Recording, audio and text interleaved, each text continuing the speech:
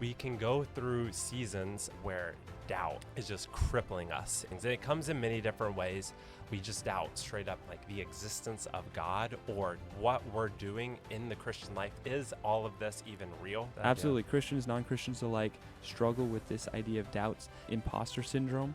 And that's very similar, especially in the workforce. Most people feel that way. There was a study done that said 70% of people struggle with this, and they feel this on a day-to-day basis. Is it sinful or is it wrong to feel these doubts? One of the main examples in the Bible is Moses. This guy's 80 years old when God comes to him, and he thinks he's made a mistake in his life beyond repair, where God can't use him. And then God appears and shows him this amazing calling, amazing purpose that he wants him to do. And he says, you're the guy. He immediately presents these doubts. God's going to call you to do something that you think is impossible. It's out of your comfort zone. It's out of your skill set. And God's going to show up and say, do this. And you're going to be like, who are you talking to? Are you talking to me? I can't do it. The next step is, it's not about my feelings. It's about following the purpose and the calling of God. He will equip me. Hey, welcome back to the night shift. We're back in the studio, and we got a brand new setup. I like it. Hope you like it. Looking good. Should sound better. Tori, you Looks dressed up for the new setup too. Here we are. You're giving off middle-aged guy who just finished 18 rounds at his country club and is now getting into his Mercedes as he comes Just because home. I'm wearing it doesn't mean I actually know what it is, so I don't even know what you call this. Should we talk about, so for the audience watching, should we talk about what happened on Saturday? Sure. At the golf course there. Tori doesn't often, I rarely ever see Tori like get flustered or. Did I get flustered? I won't say. What is never this story? Angry, right? But get Tori on the green hitting a 7th putt, and Tori's starting to get a little agitated, a little flustered. But he got right with the Lord afterwards. I would say so it was all little. Good. What did I do? I didn't break any putters. It was all in the eyes, all right? It was all in the eyes. Man. It's all good. No, I didn't mean to put you on blast. I didn't mean to put you on blast. It was great. Tori had a good round. Tori plays golf 5 times a year, but expects to be Tiger Woods. 5 is stretching it. And we can't all be that. So, yeah, so we asked people to send things in to Right. our Instagram handle at the Night Shift DC. Mm-hmm. So let's take a look at our inbox, clear some things out. Sure. Yeah? All right, what do we got? This is going to be a little embarrassing, but I enjoyed scrolling this week a little too much and sending myself reels. I don't know if anyone else does. It was for the podcast, so you get a pass there. So hopefully you'll enjoy it as much as I did. Here we go. This guy was hilarious. 10 reels. I'm watching The Symptoms. What was worse, spelling mistakes? How was the show? It was Meaty Olga.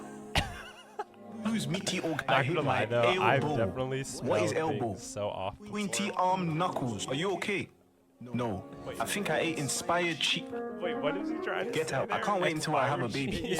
I want to cut the unbuildable. Did you put anything in the garage? Honestly, though, how do you just spell a umbilical? Who is Who's wheelbarrow? Do you want anything? Can you get me a croissant? The curvy bread. My butter just graduated. Give me your phone. I wish I could speak like Portuguese. that. Hey. Spot on. That's part of the comedy. Portuguese. Which kind of... I'm watching Sonic. Sonic the Edge. Oh, come on. Are Barn Nichols real? No, obviously not. Are Barn Nichols It's the real? accent. meat The was accent so and juicy. the sunglasses I think really that the doing it. flaming yawns are overrated. Bro, what are you That's watching? a new level of I'm watching- porn when you don't know What's filet mignon filet is filet mignons? mignons. My Love goodness. that. Okay, Should what I else just keep do we going got? Yeah, through what just I have? let's scroll. Okay, Let's see this what's guy- on Tori's algorithm. Youth group We had about 2 hours of cabin time, and we were instructed not to go outside or look out the windows. Little did we know the horror that was in store for us. I was sitting on a bench near the door with 2 other girls, and we heard some screaming and yelling. All of a sudden, the doors burst in, and 3 grown men in army uniforms burst in with guns and start screaming in a foreign language. I ran out of the cabin and went to the field where one of the volunteers was standing with a ripped tank top. He only had one arm and told us that the terrorist had ripped off his other arm. The terrorists came outside and dragged us all to the boys' cabin and put towels over our heads. They called us up one by one and asked us if we would deny God and turn back to Allah. This is too much. Yo, not gonna lie, Long though, story short, our church middle school leaders hosted a fake terrorist attack to show us what real persecuted Christians have to go through. And they didn't tell any of the parents. Like this, but I can and totally seen this happening at the Christian camp I grew up with, because there were some wild things that happened and pranks and stuff, but that's a different level. This is crazy. Hey, Did the leaders not to tell their gotta learn the kids? hard way sometimes. That's way too much. That's crazy. Yeah. Whoever that is needs Okay, to be there is a- fired. This is That's insane. a youth group leader that got a little too ambitious Don't there. do it. Don't do it. Don't If you are put in leadership of any group, like Don't teens do though that. are very impressionable. Like they're gonna remember that for the rest That of is, their life. yeah, but man, that's a new level. Maybe that's good. slightly extreme. I don't remember any of these, but we have to try Got to this. finish it out. Got to clear the inbox. Here we go. If it loads. Pixel by pixel. 2025 dunk contest was cool, but nothing. Oh, this is awesome.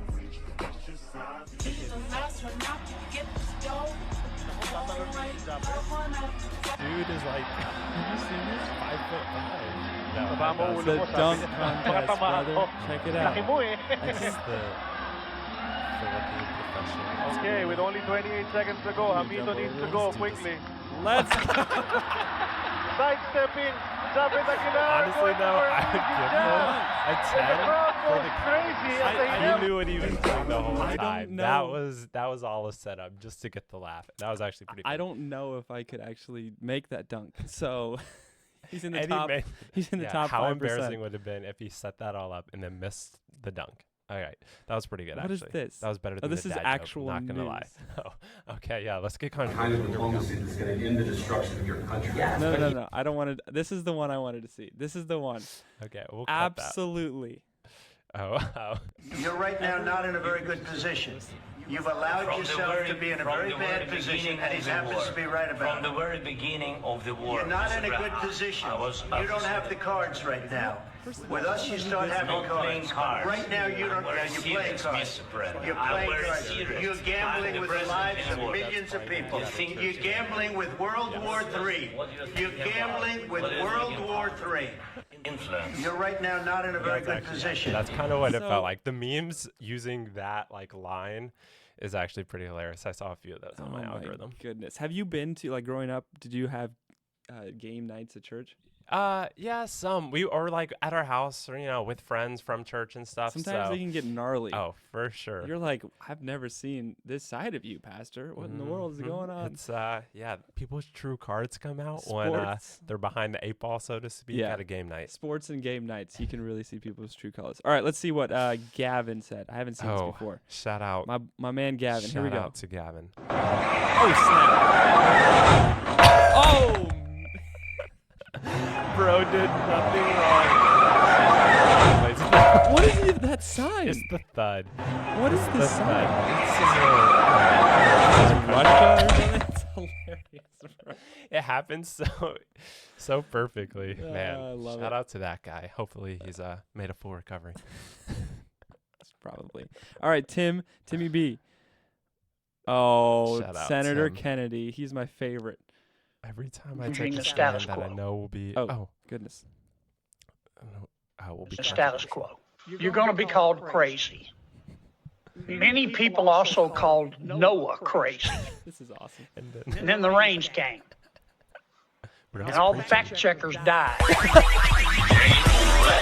I used to drop like the glasses, the sunglasses on him after that. That's So, great. That's great. Wait, why don't we man. roll into a little game, huh? Okay. Little competition. Love I it. love it. What are we Okay, doing? Another so draft? I want to do a draft. Okay. Let's switch out of picture in picture. Yeah, we're gonna do another draft. We got a few options. Okay. May need to You got a pull up couple some options, notes here. boy. Okay. What are my options? One, you're gonna build a survival team to survive. Let's just say the wilderness.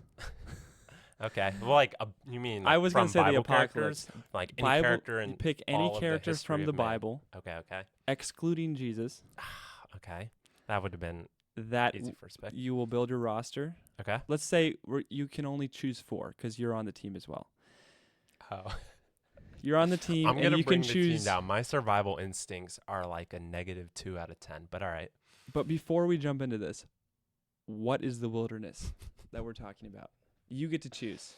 We're talking rainforest. We're talking desert.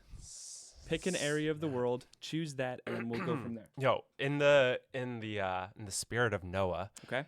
Forget wilderness. You're stranded in the ocean. You need to survive.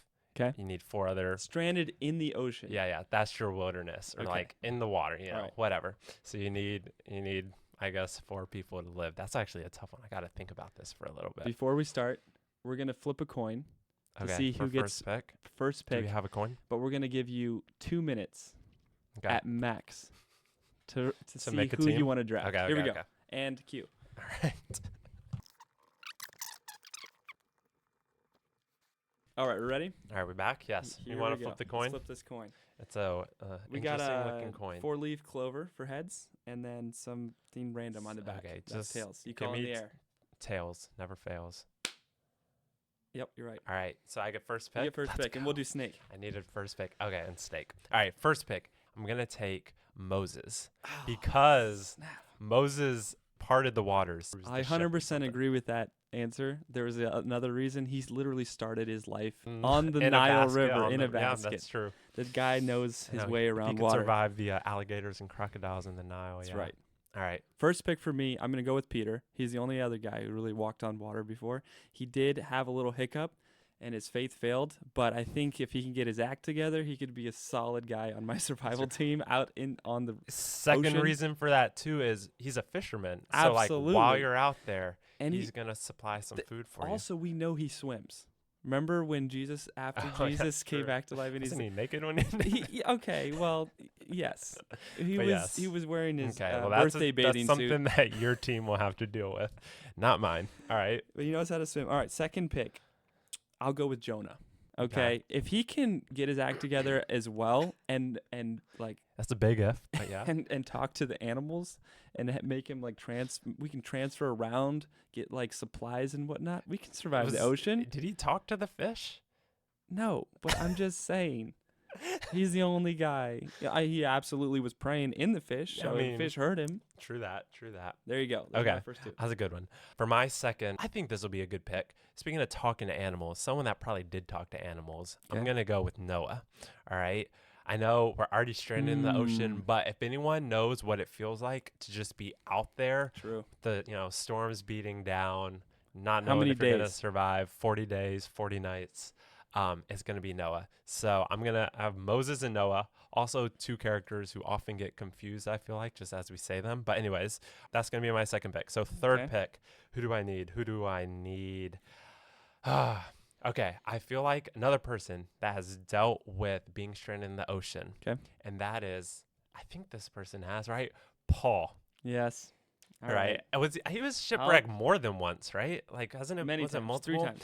Oh, 3 times. We'll go with that.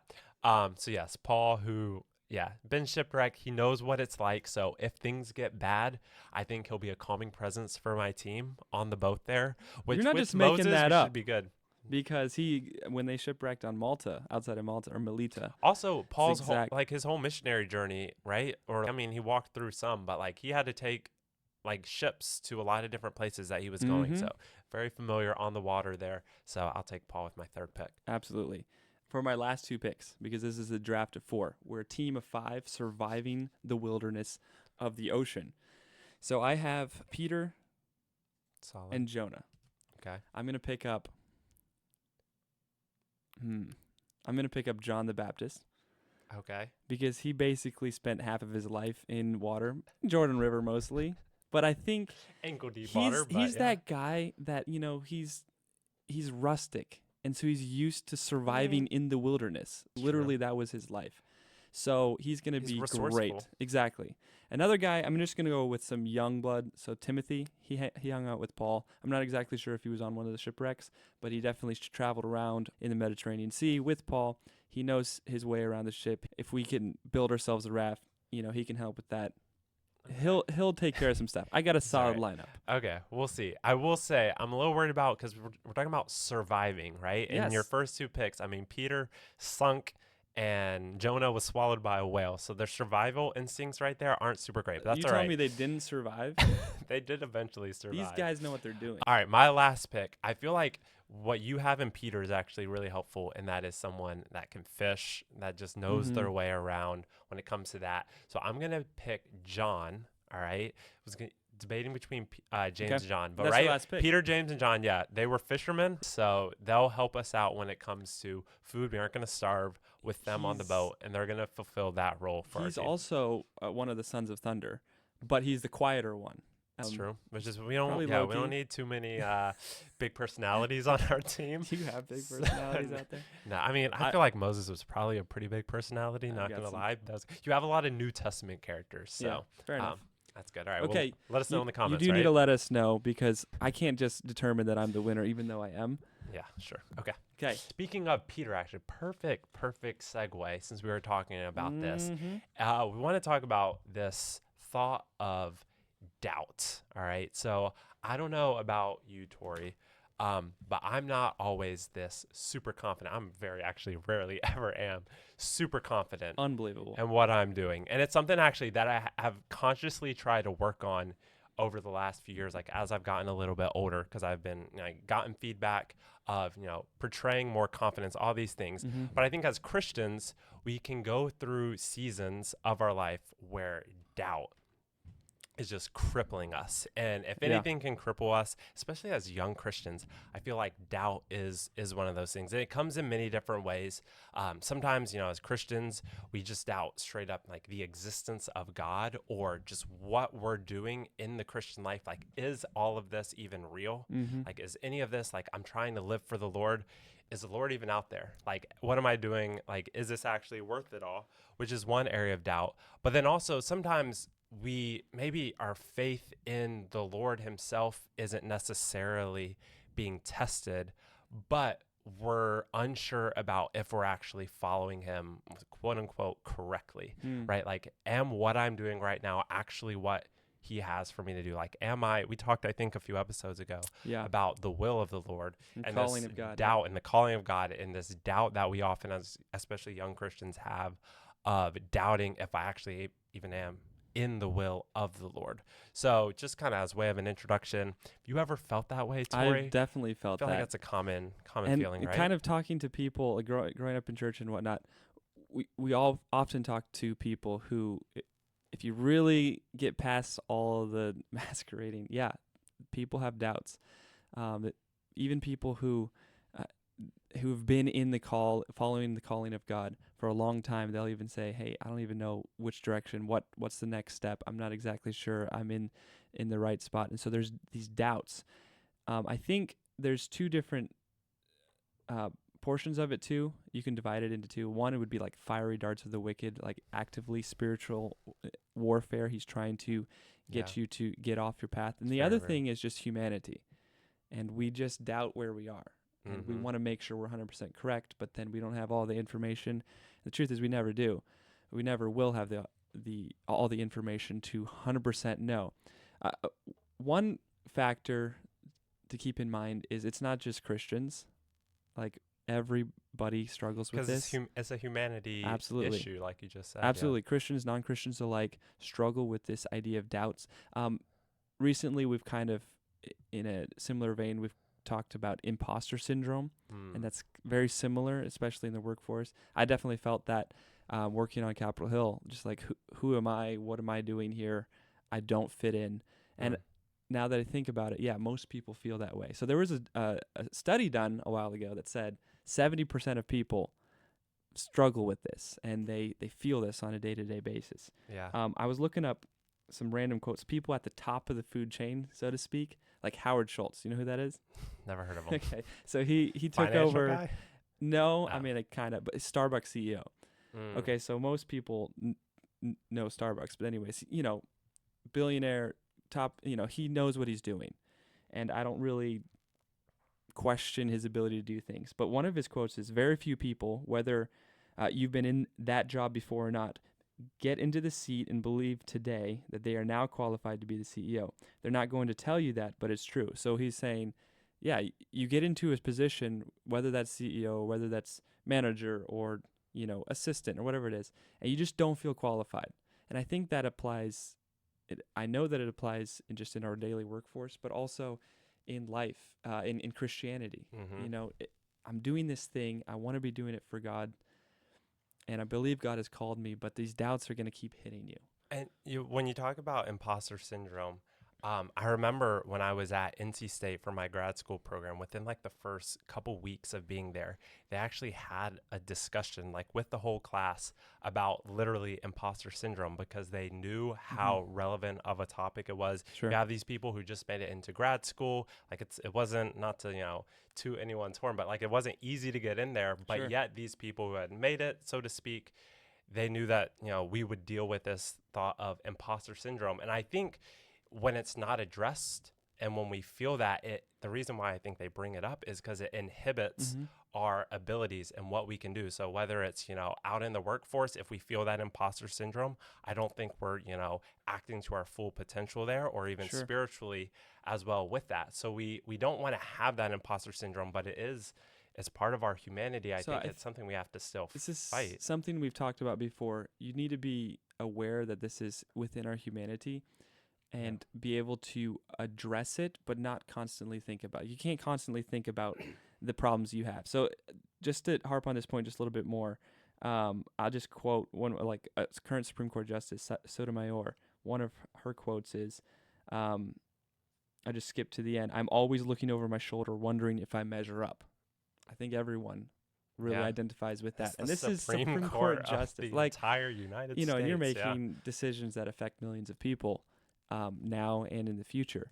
And so if that person is saying that, absolutely, me, Tori Wells, hanging out in D.C. So do you think then, yes. is it sinful or is it wrong to feel these doubts? I don't think it's wrong. I think it's humanity. And I think if you look into the Bible, which we're about to open up some scripture, and see that, a lot of these people had the same thoughts, but we need to transfer those thoughts and understand God has given us a new mind, a transformation of our mind, that we can have confidence in God, confidence in God's calling. It's not about how we feel. It is about what God has called us to do. It's about the purpose. Yeah. Well, okay. So let's talk about that then a little bit more, because I do think that if you're feeling these doubts, whether it's spiritual doubts or doubts, imposter syndrome at work or at school or socially, whatever the case may be, I do believe that a spiritual approach to solving these issues can span beyond just, our spiritual doubts, right? Yep. So approaching each of these issues, but from a biblical standpoint, can still help us. Can I bring in a few examples from the Bible? So I talked about see. some modern examples, people that are living today. Gideon. We Hmm. won't delve into this a lot, but, an angel comes to him and says, "Hey, you're the guy." And he's a young guy. He's threshing wheat, as a barley, kind of like covertly. And he says, "My family is the least, and I am the least in my father's house." He wasn't ready, and he asked for a sign, the fleece and all of that. And God showed him. And so that kind of indicates to me that these doubts, God understands that we have these with our doubts. Exactly. Yeah. And, for us, sometimes it's like, was Gideon faithless? Did he not have faith? You could say that. But he was willing to take the step forward and at least ask God for more. Yeah. And that's what we need to do. I think that's a really key point here, is that sometimes we have these doubts. And what Gideon did was he was very open and honest with his doubts to the Lord. Sure. Right. And he asked for a sign, all of these things. I think a lot of times what we do with our doubts, though, is we kind of keep them to ourselves and don't want to bring them to the Lord. And that is who can ease these doubts and can show us why we have these doubts and appease these doubts in a way. And so I think that's a crucial step for us as Christians when we feel imposter syndrome or when we feel, any kind of doubts, is, are we first bringing them to the Lord? Are we praying about these doubts? Different things like that, similar to what we see with this example of Gideon. One of the main examples, too, in the Bible is Moses. Early on, in Exodus. Keep in mind, this guy's 80 years old when God comes to him, and he thinks he's made mistakes in his life beyond repair, where God can't use him. And so, finally, he sees a burning bush. He spent 40 years in the desert. 40 years is a long time taking care of sheep. So he just assumes, in my opinion, I'm reading between the lines, he just assumes this is my life. This is how I'm going to hang out. I'm going to live out my days here taking care of these stupid sheep. And then God appears and shows him this amazing calling, amazing purpose that he wants him to do. And he says, you're the guy. Go free my people. And he immediately says, oh, Lord, I'm not eloquent. I am slow of speech and I have a slow tongue. So he immediately presents these doubts. To your earlier point, yes, he's open to God, but it's different than in Gideon's case in that he did not show, it really didn't, It's he more didn't show excuses. faith. Yeah, That was his hey, I can't excuse. really Yeah. speak in the world. And then God goes on this, asking him questions similar to what happens later with Job, where he's just asking, hey, who made your tongue? Who created you? Yeah. You don't think I can make you speak? Yeah. And God used him, but he had to put those doubts away. And this is another example directly from Scripture that says, okay, God's going to call you to do something that you think is impossible. It's out of your comfort zone. It's out of your skill set. And God's going to show up and say, do this. And you're going to be like, who are you talking to? You talking to me? Yeah. This is Tori here. Yeah. Why are you talking to me? And I can't do it.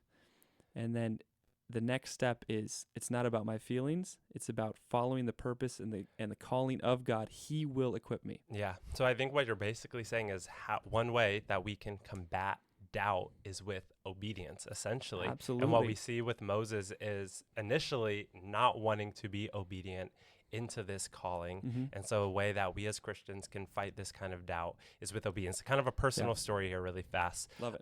So for me, I do not think that I'm a good communicator, especially when it comes to the word or things like this. Like, I do not feel very confident. A little bit more now. I will say I've grown into it a little bit more, but even now, I do not feel like I'm a good communicator, and it doesn't matter. I have some people that will tell me like, oh, that was like, you really communicated that really well. I do not feel the confidence behind my communication, but I also know for a fact that the Lord has called, I think the Lord has called all of us to communicate the gospel in some way, but I also know for a fact that the Lord has called me in certain areas, maybe this podcast being one of them. Tori and I have a small group at our church as another, has called me into a role like that. Sure. And to be able to communicate. Mm-hmm. And so even though I don't feel like I am fully equipped to be able to do something like that, I just have to, by faith, step in with obedience to the calling that the Lord has called. And that's just one area. That is not my entire life's focus, but that is a calling from God that I truly believe in. And I've had to step into that with obedience, despite feeling doubt, if I'm being very honest, about how I communicate or different things like that. I'm with you there. So just speaking to that idea of obedience despite our doubts. Mm-hmm. And it's not about our feelings, it's about the call of God. In Paul's first letter to the Corinthians, he talks about God has chosen God has chosen the weak things of the world to confound the wise. And sometimes I just put myself right in that category. I'm the weak things of this world. And God has chosen some of these things to some of these low-skilled people like me and like you, we can say that we think that to make a profound impact on our world, because we shouldn't be there and we shouldn't be making an impact. And if we do, it's only because of God. It's not because of our skill set. So the big takeaway from this, it should be, if you have heard the calling of God on your life, you need to step forward and say, I will obey, and I will take the next step. And my faith and my confidence is not in my abilities. Yeah.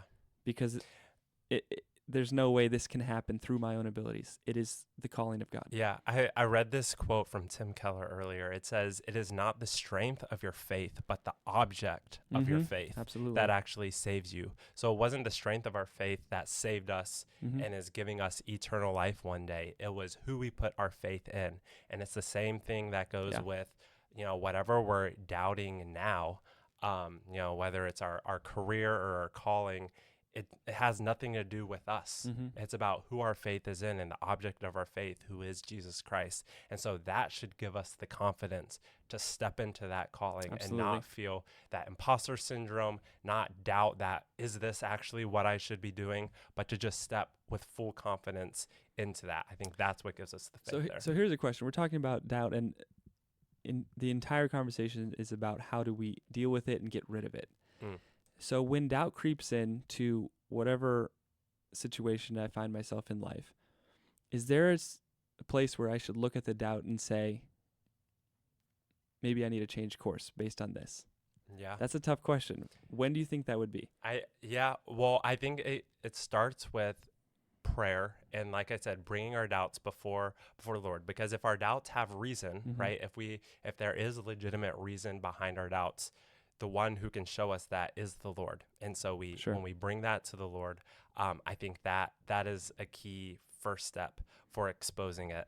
But beyond that, it does get a little bit tricky. I think part of it too, though, is when we have these doubts, community, like Christian community, is extremely important, because Absolutely. I think Christian community can be extremely real and honest with us. So if our doubts have some credence, if there's reason to be doubting, am I actually, in the Lord's will here, or whatever the case may be, I think having other believers surrounding you, and being honest with you will help in that area to give you the confidence that maybe I do need to course correct here. I think community, the Lord first, but community surround as well. yourself with godly influences. Yeah. It's very important, because really this imposter syndrome, even though you might be working in an environment where there's a lot of people, but it really thrives when you're in isolation and you're just thinking about all of these things by yourself. When you are a part of a community of faith, the faith builds upon faith. And so you see someone else, trusting God in their calling, and that builds your faith, and vice versa. And so that's really a key point. Whether you feel doubt right now or not, at some point you will, and you need to have those people around you. Another thing is we got to stop comparing ourselves with other people. Yeah. I am not somebody else, and for good reason. Maybe they've been gifted with these random skills that are beneficial, in my opinion, and maybe they've built them over time. But God has made me for a purpose, for a reason, and He's also made me to build these skills. Like I should be building whatever skills that would fulfill His purpose. 2 Corinthians, in Paul's second letter to the Corinthians, measuring themselves by themselves and comparing themselves among themselves, they're not wise. Nope. So it's really foolish to start being like, snap, Andrew, your hair is way too nice. It's like, okay, that's a bad example. Is that why you're wearing a My hat hair, today? yeah, I got to hide this stuff. This is ridiculous. No. We can't compare ourselves. And this is where, not that this wasn't happening before, but social media has really pronounced this. Yeah. You see, you're posing for the picture. You see everyone else looking mighty fine, and you think, my life's stupid. Because you're no longer comparing yourself to just, the 100 friends that you maybe have in person, but now to the millions of people you see online. Yeah, I feel like comparing ourselves to others, and man, I fall into that trap so often, but that is the fastest way to lose confidence in yourself or in your calling, whatever the case would be. Like, man, comparing yourself, because there will always be, and at least in our own eyes, there will always be someone doing something a little bit better than us. Absolutely. Right? Like we're never, if we start comparing, we're never going to be quote unquote the best, at least in our own eyes, at anything if we start comparing. And so it's just a more of a reason for us to doubt and to lack confidence when we start the comparison. When I was younger and I was, I would hear these cliches of like, be the best that you can be the best. And I was like, this is ridiculous. I'm going to be the best. And now, I'm almost going to hit 26. It's like, no, I'm not going to be the best. But that is true. Yeah. I can be the best I can be. And that's like a day-to-day thing. Yeah. And that's following God's call. Another thing that's important is when you have these doubts, hopefully you have those godly influences directly around you. And you're not comparing yourself with other people. But you need to remember the past victories that God has made in your life. And I mean, we got history in the Bible, amazing Scripture, things like, out of nowhere, God comes in and saves the day. Yeah. You think it's out of nowhere. God can do whatever He wants. And so, like we just talked about Moses and Gideon, and we got Jeremiah and all these other people they're doubting themselves through the whole thing. And God holds them up through the entire process, retains that purpose for them, and they fulfill their calling. So remember those victories in your life and in the other life too. I wrote down David. You know, if he's facing Goliath, this guy no one's ever really faced before, or they tried and now they're no longer on the scene, that I'm sure doubt hit him like a ton of bricks. Absolutely. Yeah. One of the things that comes up in the passage is he's remembering what God has done for him, and he directly references God. When he's taking care of sheep, like, you know, no one really cares too much. Yeah. But this bear and this lion came, and God delivered me. God delivered them into my hands. So he's directly remembering in his current trial, past trials that God has brought him through. If you even take that, I was just thinking of David himself, though. You take that a step further, fast forward later on down David's life. God's done all these things for him, delivered, you know, while he was a shepherd, the sheep from the lion. Obviously, we know David and Goliath delivers the children of Israel there. Yep. And yet you get further down in David's life, and he has all these emotions, and he's dealing with things in his kingdom, and he clearly is dealing with doubt even through all of that. He just, you know, he had all these victories earlier in his life and throughout his life. Like we think of David as this great man, and yet he himself still had these doubts as he got older in life. And so I think like none of us are immune to doubts, but remembering those past victories is what can help get us through and propel us. Oftentimes our emotions don't allow us to, right? We're so consumed by doubt at times. There's like a reason why we don't think of that, because we're just too consumed with why we are going to fail or why we're not quite good enough. But there is a little bit of, I guess, good news in that, you know, we're not alone in that. David himself went through the same things and still had the same type of doubts that surely we felt. So that's really good. Absolutely. One last thing is there are past victories, hopefully, in your life, but if not in the Bible that we can look at. For all of us, there are failures in the past that maybe pronounce the doubt in the current situation. But we need to remember, if we've trusted Christ as our Savior and we've asked for forgiveness, God has forgiven us of those failures, and he no longer sees them. Yeah. And so that should give us extreme confidence to move forward into his purpose that he has for us without doubt, because those failures are in the past and he doesn't see them anymore. Yeah. Don't let our past failures cripple our present self because of that.